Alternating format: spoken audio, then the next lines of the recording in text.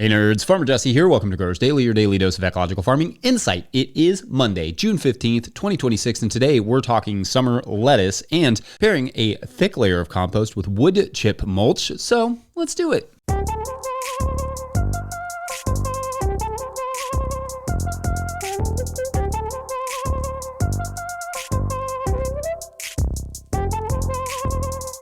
All right, happy Monday, friends. I hope your weekends were fun and World Cup-y. How about the U.S. win on Friday, huh? That was super fun. Not saying we're going to look like that through the entire tournament, but if we do, who knows? Maybe some magic. We'll see. So yeah, the World Cup was most of my weekend. Had a nice dinner, though, with Mike and his family at their farm, where we also watched Brazil and Morocco. Like I said, it's basically everything right now. But we had a good old time. Love seeing his farm. Thanks to Mike and his family for that. But the weather cooled down yesterday, and some manageable, almost spring-like highs and lows coming up over the next 10 days. I don't know about you all, but I'll take myself a nice mild June. Thank you very much. It's good, too, because I've got pulling the garlic on my mind, plus a fair amount of planting and harvesting to do, as always, in June. So the milder, the better for all that. The garlic harvest in particular tends to be a long, hot job. So if I can get it a cool day to knock that out, I'll be thrilled on that. I don't know if it'll come through on here, but I will also smell like garlic for the next 3 months from harvesting, cutting and cleaning, and of course, eating a lot of garlic. It'll be absolutely glorious. I can't wait. What are things looking like for you all in the gardens right now? Let us know, or better yet, upload a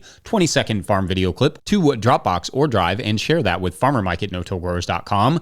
I know it's getting to that part of the year where people are less inclined to show their gardens for the weeds or disease or whatever, but sometimes people need to see that too. So no shame in not having an Instagram garden.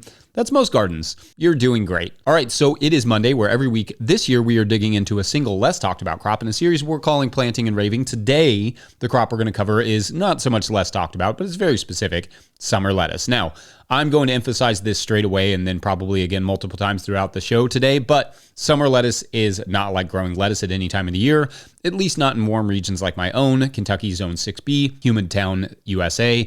Every step from seed selection to planting has to be done right for you, or you're just growing somewhat useless, time-consuming flowers. Unless, of course, you're looking for lettuce seed, in which case, carry on. So in this first segment, varieties and summer seed starting tips, and in segment 3, we will talk about planting and all the rest. Okay, so summer lettuce success really does start in the catalog. Simply put, not every lettuce is built for the heat. In fact, most lettuces are distinctly not built for the heat, and a lot of people who do attempt summer lettuce, even with heat-tolerant varieties, fail. Heat tolerance is the entry point, but it is not the solution. Heat tolerance, however, is what you would look for in seed descriptions if you're hoping to have lettuce heads or mixed lettuce or whatever this summer. So that's where you start, in the seed catalogs. The next thing is germination. Lettuce seed has an inconvenient quirk called thermal dormancy, where at around 85 degrees Fahrenheit or 44 degrees Celsius, they just refuse to germinate. Not like the germination is lower, like it's pretty much just non-existent above those temperatures, and it definitely prefers to germinate between 60 and 68 degrees Fahrenheit. That's like 16 to 20 degrees Celsius.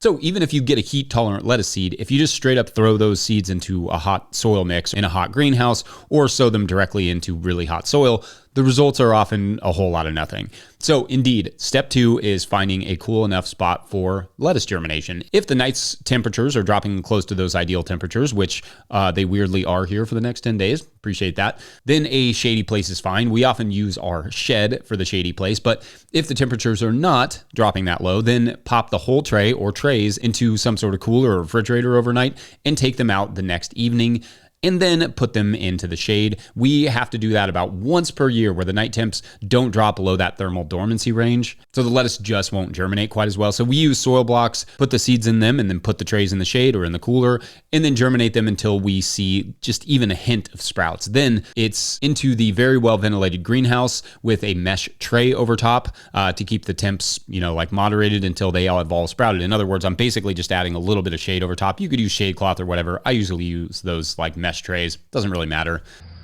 So here's a good example. I started these on a Friday afternoon. It is early Monday morning, and they have already started to germinate. So I'm putting them inside of our greenhouse, right, with it fully ventilated. And then I'm going to put these covers over just like that, these mesh, so they get a little bit of sunlight, but also shade. And then I'm going to keep this really well watered.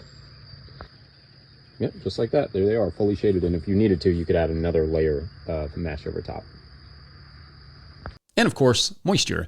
They need ample moisture to germinate. If it gets too dry, they won't do that. Then once they are all up, we remove the mesh covering and allow them to grow on from there, watering regularly to maintain coolness and moisture.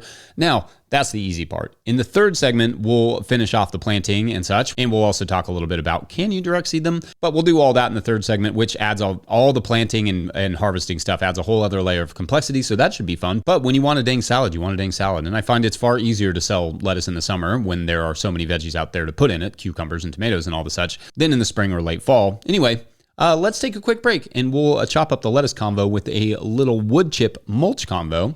BRB. Today's episode is brought to you by Grown By. Grow smarter with Grown By, the farmer-owned cooperative.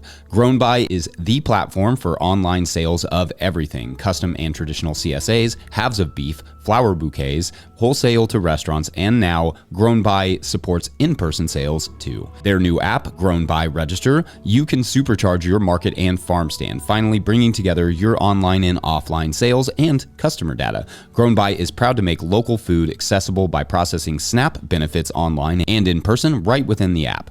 Grown By helps you put your best food forward. Schedule a demo at coop.grownby.com/no-till. That's coop.grownby.com/no-till. All right, back to the show. A quick and loving reminder that if you, the listener or viewer, are enjoying this podcast, getting even a small amount of value from it, consider supporting our work over at patreon.com/no-till-growers. I will try to get to questions from everywhere that questions come in, but I will always get to your Patreon questions. Now, today's Patreon question comes to us from Patreon member Lainey, who writes, quote, "Hi, Jesse. I do most of my growing in ground, but I have a couple of small raised beds I keep for kitchen herbs. Last year, I didn't have much in the way of mulch other than wood chips, so as an experiment, quote unquote, honestly half motivated by laziness and not wanting to go source better mulch, I put down a thin layer of compost, maybe half an inch, then wood chips and planted cilantro into it, digging narrow trenches through the wood chips down to the compost/dirt layer before planting seeds. To my surprise, the cilantro did really well. Clearly better than any of my prior efforts growing it with straw or pine straw mulch. I've heard you and others talk about nitrogen tie-up issues from wood chips on beds and assumed there was a pretty good chance that the whole thing was going to be a total failure, so it was a pleasant surprise. But I'm wondering if you have any thoughts here. I know herbs generally don't need a ton of nutrient availability, so maybe this is something I should expand on, or do you think this might be a case of there being enough residual nutrients in the soil and over time the nitrogen tie-up is going to catch up with me? End quote. Okay. Great question here. This is something I think gets missed a little bit when we talk about nutrient tie-up and wood chips. If you put a layer of compost down before your wood chips, you will largely be fine on the nutrient tie-up stuff. In fact, a lot of the quote-unquote back to Eden practitioners will tell you the same thing. A compost layer is essential to the productivity of that system. As a mulch on top of compost, then I just see no real issues with using wood chips as a mulch layer, with one kind of specific caveat. Fresh wood chips in rainy regions can lead to leaching of tannins, pigments, and other naturally derived chemicals, which may, at least for a short time, alter the pH of the native soil, making it hard to grow certain crops. So my recommendation, if I were using this sort of combo, would be to allow the wood chips to chill out for at least a few weeks, 2 to 3 weeks, before applying them to the surface of a compost layer as a mulch. Also, try to refrain from putting them too close up against, say, like tomatoes or something, even if you have that compost layer, or peppers or whatever's going to be in there for a long time, because they could, slowly cause fungal issues around the stems where they are holding in that moisture. To me, though, the nutrient tie-up is less of a concern in general than the leaching, because wood chips are only going to tie up nitrogen where they are specifically touching the soil. However, tie-up is why we don't want to bury the wood chips, even with compost, because the more surface area that is touching soil, the more tie-up that can occur. Covering the surface with compost and then covering the compost with wood chips, though, that's all relatively fair game. Anyway, other thoughts on that, listeners, viewers, experiences? Put them in the comment sections, specifically avoiding let us know there, I guess pun literally avoided. So yeah, we'll take a quick break and then remain on the topic of lettuce. Be right back. I tried so hard. Not really.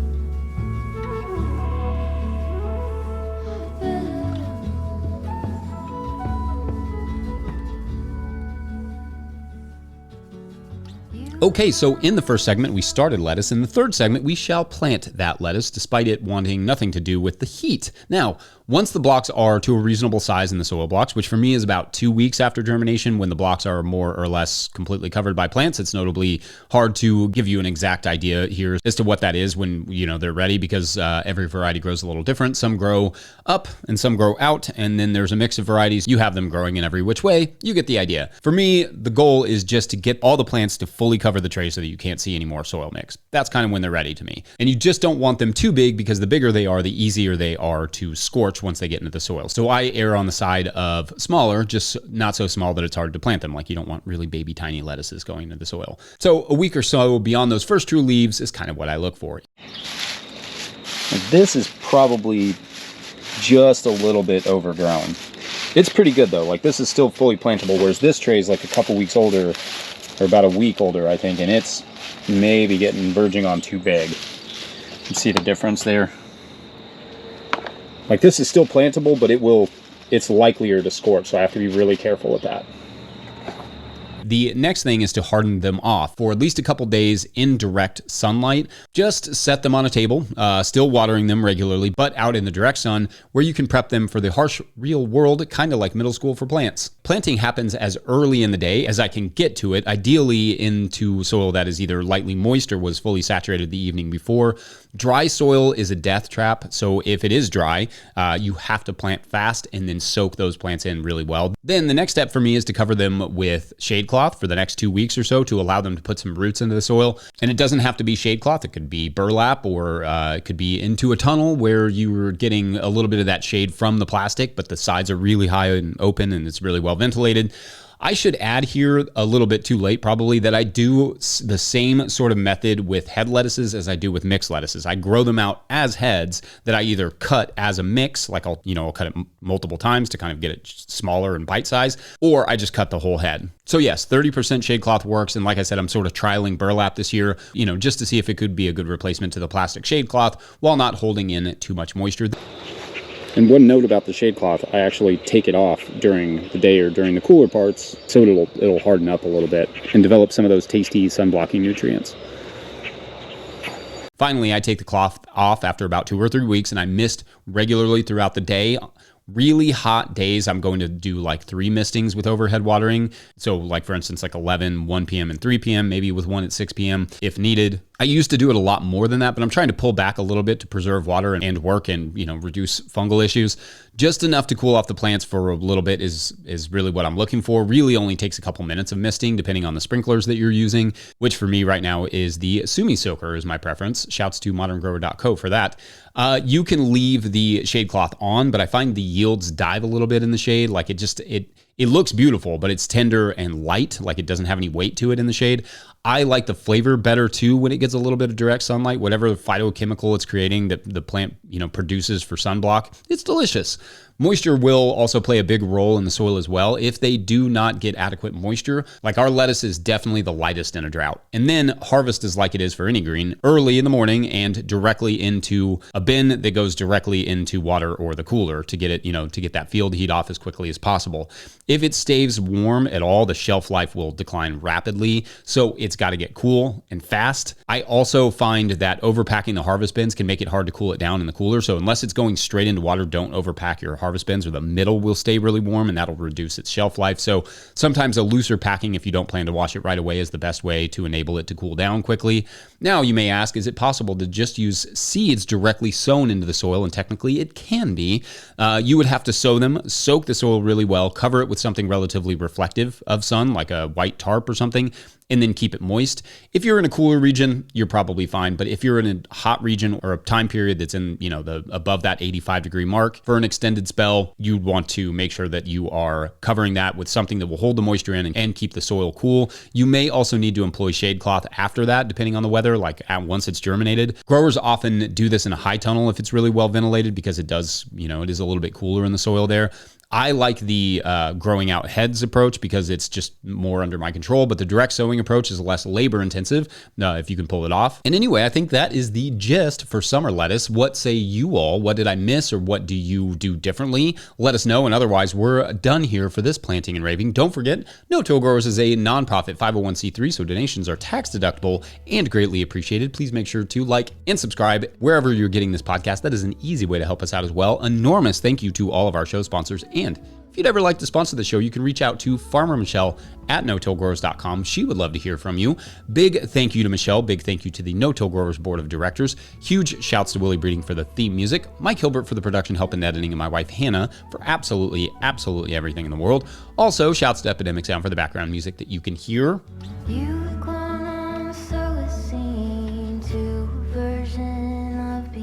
Pick up a hat or a copy of my book, The Living Soil Handbook, at no-tillgrowers.com to support this work. Big thank you to everyone over at patreon.com/no-tillgrowers, where at a certain level, or if you just bump up from one level to another, or you sign up in the month of June, you get a shout on the show. So big shout outs today to Ms. Jack Thomas, Foggy Ridge Farmstead, Tommy Butler, and Ben Kramer 1. Those were all of our earthworms from last month. So if you're an earthworm, you get one shout out, and then you get another shout out the next month.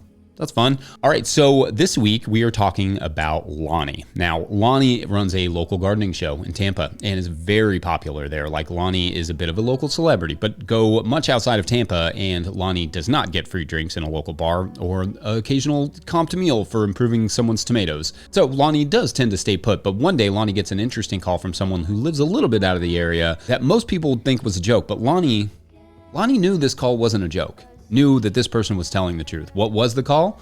Well, that is for tomorrow. Sign up spinning on the Orchidist. Orchidist. Sounds like the most orchided, which is also not a word. I don't know. I don't know anything anymore. We'll find out. Thanks for watching and/or listening. We'll see you tomorrow. Bye.